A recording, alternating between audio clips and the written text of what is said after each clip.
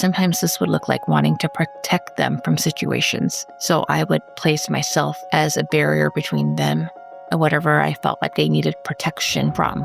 Like I was always self-sacrificing myself. Welcome to a conversation between two friends. This is Alice. And I'm David. And this is Truthfully Yours. We are by no means experts or teachers, just speaking honestly within the bounds of friendship.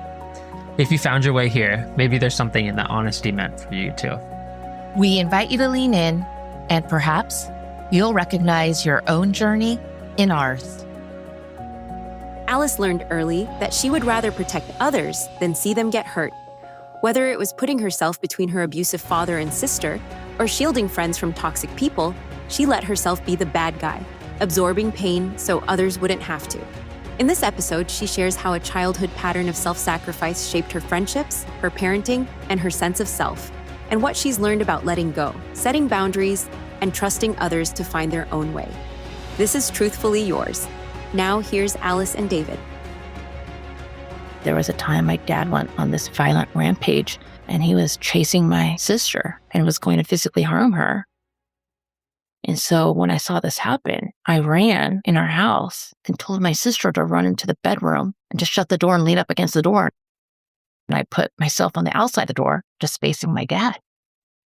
It was easier for me to protect her because I don't like it when people get hurt. And so I feel like this is a pattern of behavior that I engaged in a lot. And the person who always got burned from this was me. Like I was always self-sacrificing myself. An example of this would be a friend who liked a person, and it was kind of clear to me that this person was using her and couldn't make a decision about the two of them. And instead of letting her just figure things out between him and her, oftentimes I would put myself between him and her. And this would look like providing an excuse for her so that she could explain to him, well, Alice doesn't want to go to this place, so I'm going to go here, so that it would cause a natural separation. Like, for instance, if this person was going to be at this location, I would just say, well, let's just tell them we're going to be over here. And then that would provide an excuse. Otherwise, she felt like it would be weird for her to show up to that place, even though there was this kind of weird tension between them that wasn't getting resolved. And so then I would let myself be the bad guy for her so that this person wouldn't think negatively on her, but I didn't care if he felt negatively about me. I was somebody who had a really hard time setting boundaries with people. And so when you don't set boundaries, this allows other people to dictate the terms of that relationship. For instance, I think back to some of my friendships with people and always being a yes person, always accommodating them because I'm more concerned about their emotional comfort than myself. Sometimes this would look like wanting to protect them from situations. So I would place myself as a barrier between them and whatever I felt like they needed protection from. Now, in the case with my sister being harmed, I don't regret that choice at all. But with like some of my friendships, I do regret it. I valued the friendship so much that it seemed like a natural thing for me to do. But what ended up happening almost every single time, at some point, there was some type of weird betrayal between that friend and I, where they just took that for granted. I'd always be there. I'd always do whatever I could to make sure that they weren't harmed. So I just didn't set boundaries. And looking back at that, deep friendships with other women that were so painful to me, way more painful than like ex-boyfriends or anything like that. And so what I decided to do was I swung the pendulum in the other direction, where I decided I was just not going to get involved at all. And there were times I probably should have got involved, but I didn't. And then those friends were very hurt because they felt like I didn't stand with them when I should have. And so now I've learned to set boundaries in a way that protects myself and protects that person and honors that person, but doesn't get involved. I guess this comes down to control, right? Wanting to have control over a situation and the outcome, even though the intention is pure and good. Like, I don't want people to get hurt. This is how I'm thinking logically. I don't want other people to experience pain because I'm so used to pain, I can take it. So I can save them. Well, the truth is I can't really save anybody. And I'm not saying this so that I can save myself. Maybe it's a way for me to make sure that everybody's still comfortable, emotionally comfortable, and that I'm still centering others. honestly, it comes down to now I have realized with lived experiences and what I've grown from and what I've learned from these types of situations is those people have their own journey to go through that don't involve me whatsoever. Yeah. So when I see these things happening, now I kind of pause, take a step back, and I can recognize what's going on. And then I can detach. And I tell myself, this is not for me to get involved with because it's not my journey to walk alongside of them for the lessons that they need to learn in this matter. So, for instance, if it's like a girlfriend dating a guy who I can tell is toxic, I don't have to control how she looks at him or what he's doing because it's not really my role to tell her anything. I can share my concerns if there is a concern that I see, but I don't need to try to manipulate the situation for her to see it my way. Mm-hmm. I can just tell her what I've noticed and then trust that she'll take that information and do with it whatever she wants. And if she chooses to stay, then that is her decision and she has to live with her choice and learn the lessons that go with that. So that's something that I'm learning. And sometimes that's hard when we see the people that we love make decisions that are harmful to them.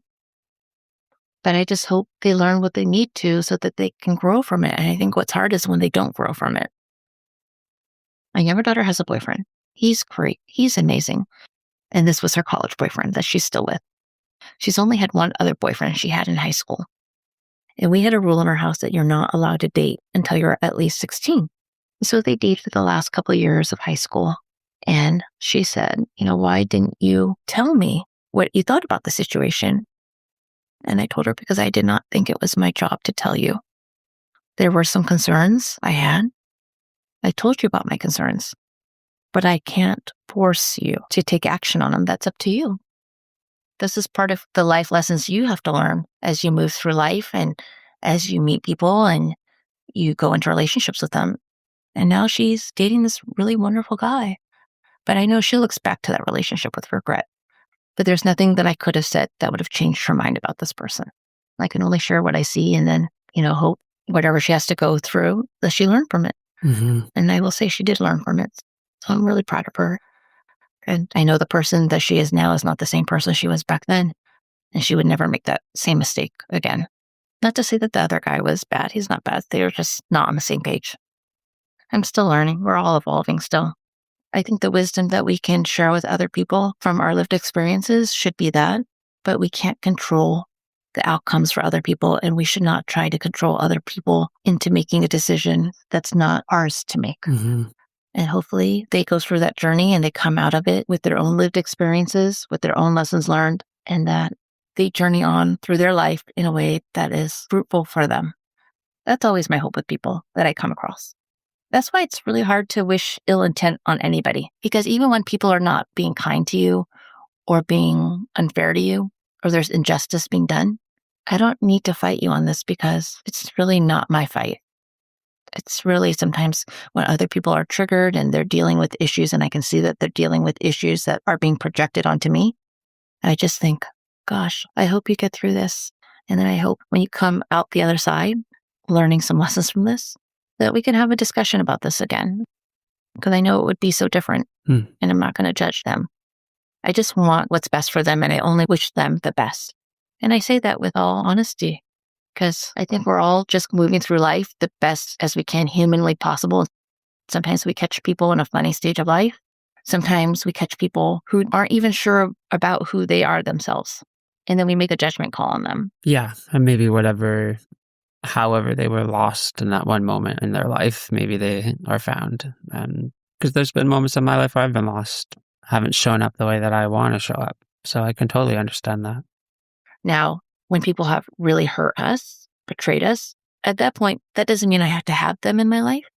The people I'm kind of thinking about right now are family members where I've chosen to detach because the relationship, the connection was very unhealthy and it was very hurtful.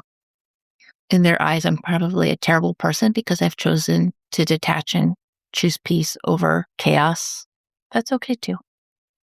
The thing that I struggle with, Alice, is some people just truly don't care. And that's where I find a struggle. Somebody is engaging in certain types of behavior are not only toxic between you and them, it's likely toxic between them and other people, right? And if it's toxic between them and other people, then I'm also aware that that person's probably not living life to the fullest. And there's probably not as much peace for them as well. So do we want to see those people again someday? Maybe not. I always wish that person the best.